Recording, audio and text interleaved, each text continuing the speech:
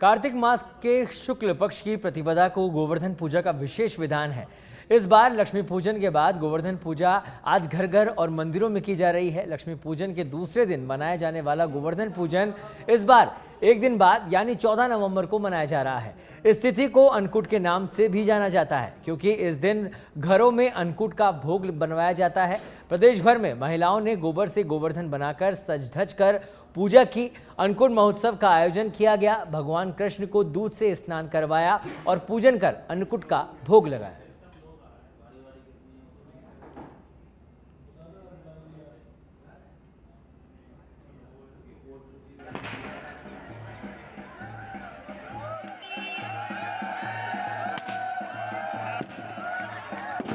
के दूसरे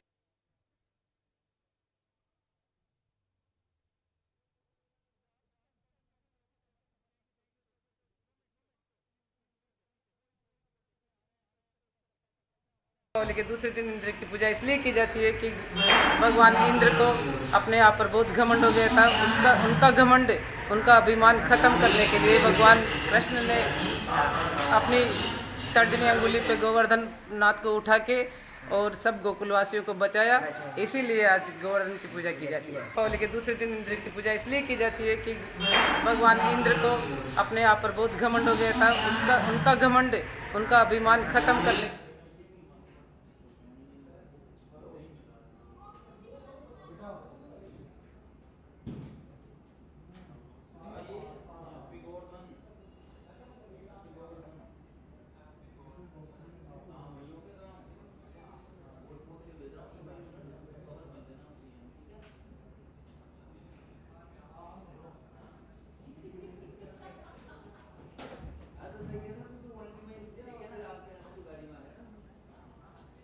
तो भगवान गोवर्धन का श्रृंगार किया गया। आरती के बाद अन्नकूट महोत्सव मनाया गया। अलग अलग तरह से व्यंजनों का भगवान को भोग भी लगाया गया।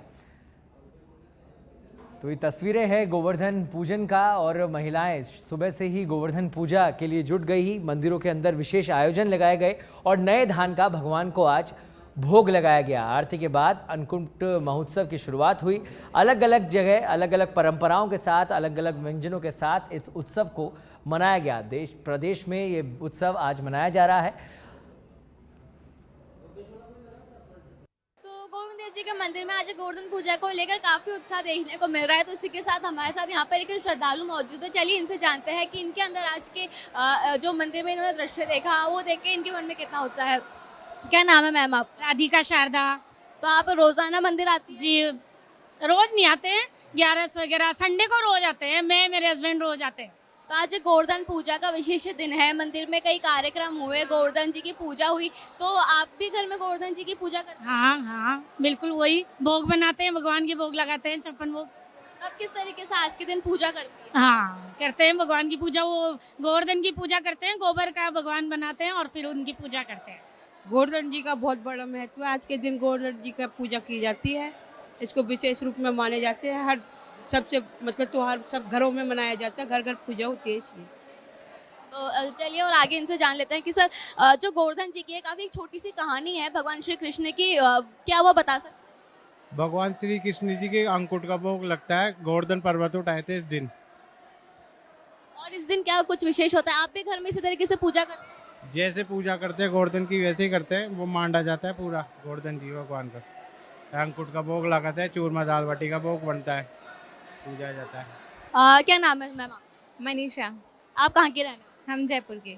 तो आज गोवर्धन जी का है, मतलब कि श्री कृष्ण का, तो आपके मन का जो विश्वास है वो देखा जा रहा है। आप साथ में कान्हा जी को लेकर आइए। आज के दिन आप किस तरीके से पूजा करते हैं? हम आज के दिन सबसे पहले गोवर्धन जी बनाते हैं, फिर उनकी पूरे विधि विधान के साथ में उनकी पूजा करते हैं और जो मतलब विशेष भोग बनता है वो लगाते हैं भोग, और बाकी मंदिरों में से प्रसाद लिया जाता है।